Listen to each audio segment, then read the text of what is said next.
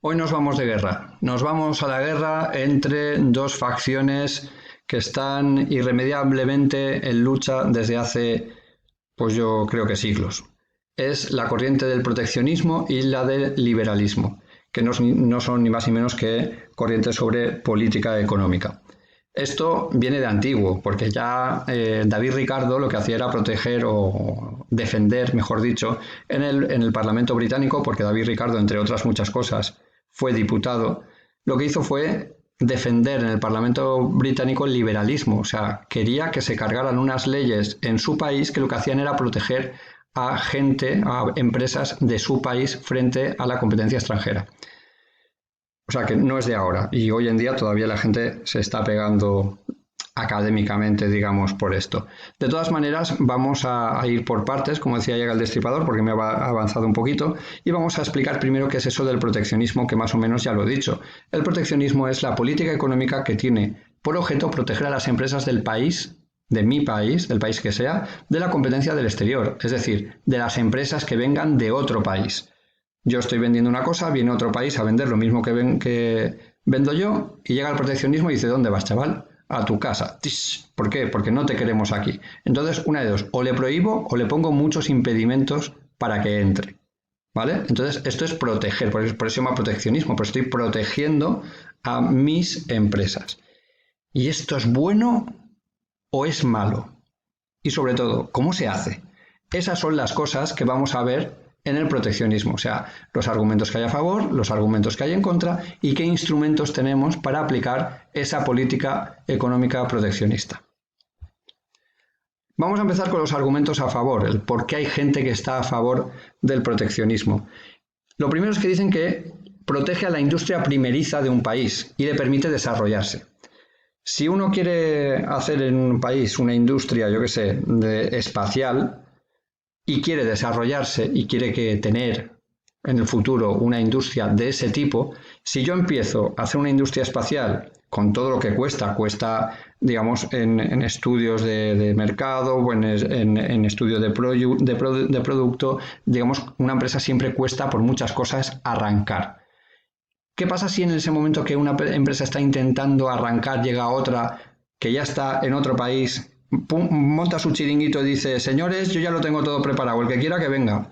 Y aquel está todavía montando el tenderete y de repente hay uno que ya está montado. ¿Qué le pasará? Que no se comerá un colín, porque lo que hará es que todos se irán a la otra porque tiene más experiencia, porque tiene ya una estructura montada y todavía tiene que montarlo.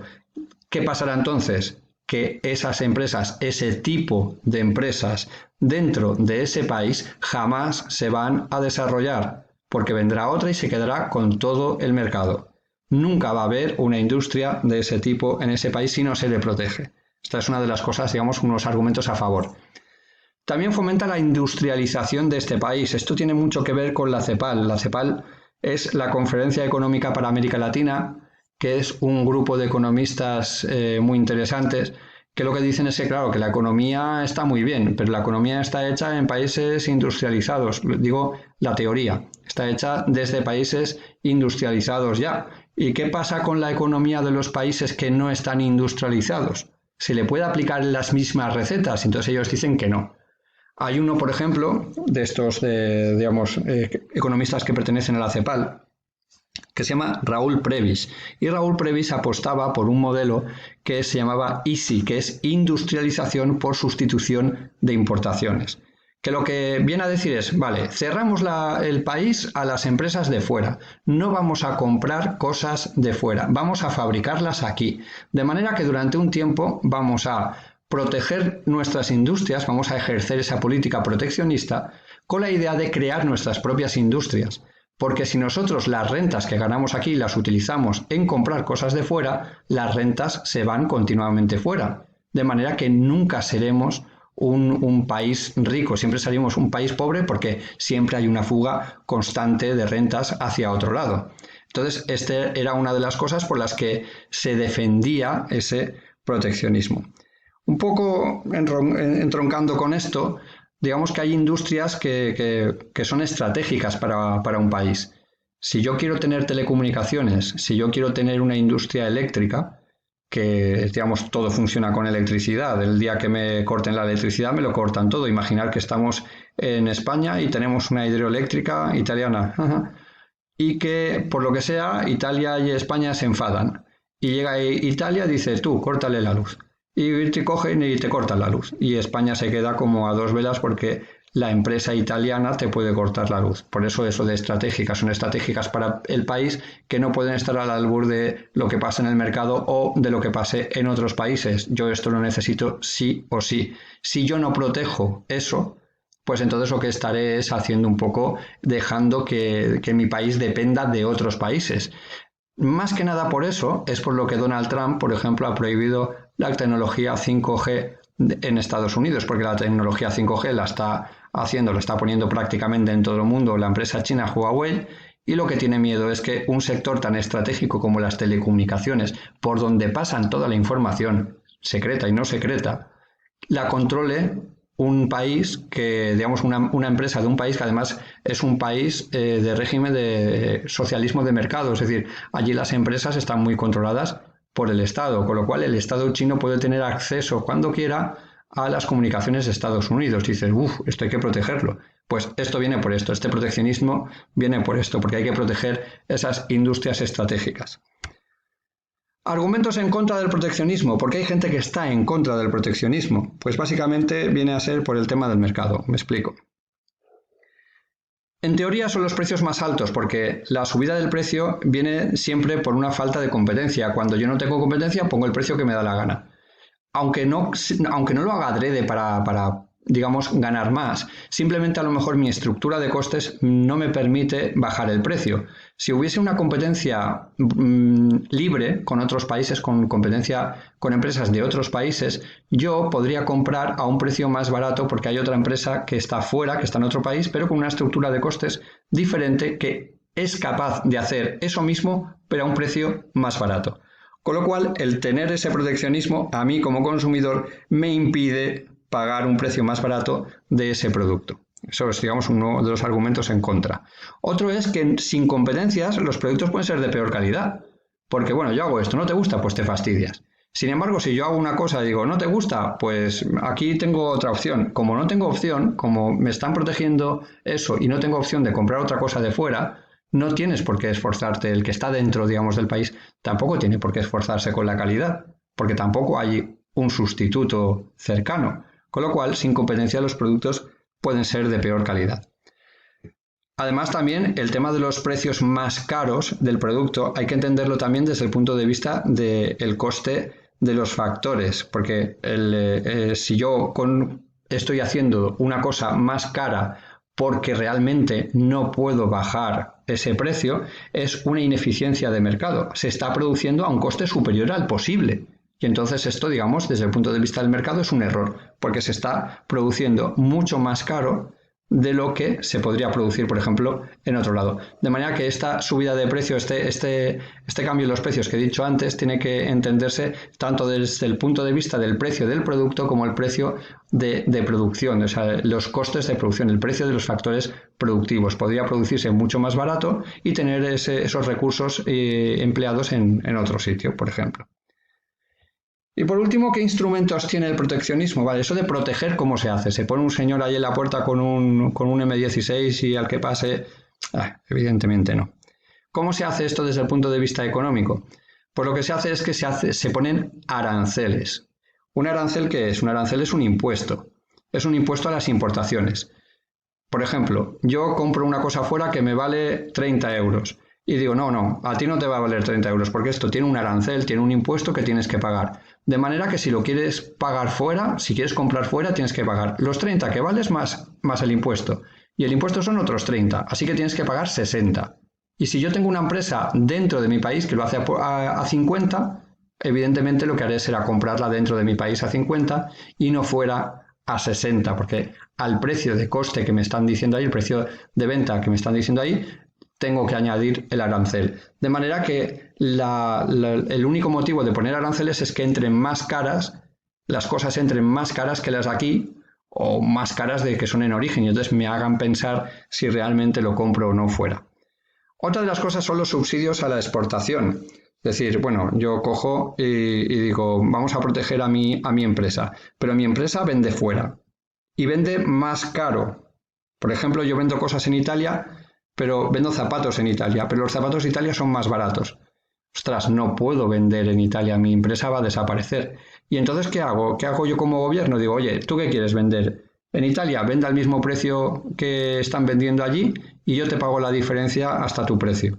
De manera que si yo lo vendo a 40 euros en Italia, pero en Italia se venden a 30, pues tú lo vendes a 30 en Italia y los otros 10 te los paga el gobierno. Son subsidios a la exportación, te pagan una parte de tu precio para que tú puedas ser competitivo en el otro país. De manera que aquí, digamos, saldrían, lo que es salir a un precio inferior. En vez de 40, pues salen a 30, que es lo que he explicado antes. También podemos hacer un tema de control de cambio, que el control de cambio es cuánto necesitas de mi moneda para comprar la tuya, por decirlo de alguna forma. Esto lo que hace es encarecer o abaratar la moneda para encarecer o abaratar el comercio exterior. Por ejemplo, mi moneda se vende, una moneda mía por una moneda de dólar.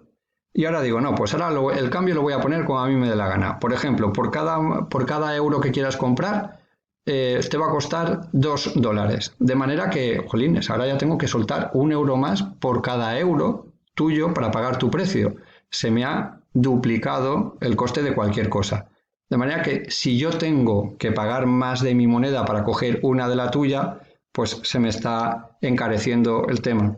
Es más caro comprar en tu país o es más barato comprar en tu país, depende de lo que quieras hacer, si es más caro o más barato.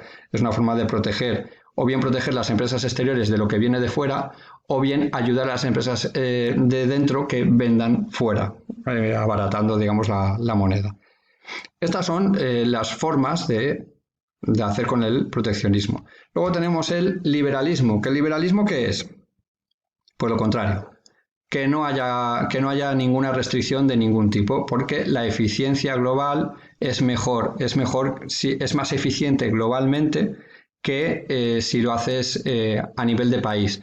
Se produce más caro, se produce con un precio mayor, se produce menos cosas. Entonces, aquí ellos no miran, los que defienden el liberalismo, no miran los efectos en cada país, sino es como si fuese todo en un conjunto y en su conjunto está bien, ¿vale? Entonces, se hace a un precio global más bajo, se produce más, pero no dicen quién gana y quién pierde, simplemente a nivel global y ya está. Eso es lo mismo que decir que si tú tienes dos coches y yo no tengo ninguno, tenemos uno cada uno, por una cosa parecida.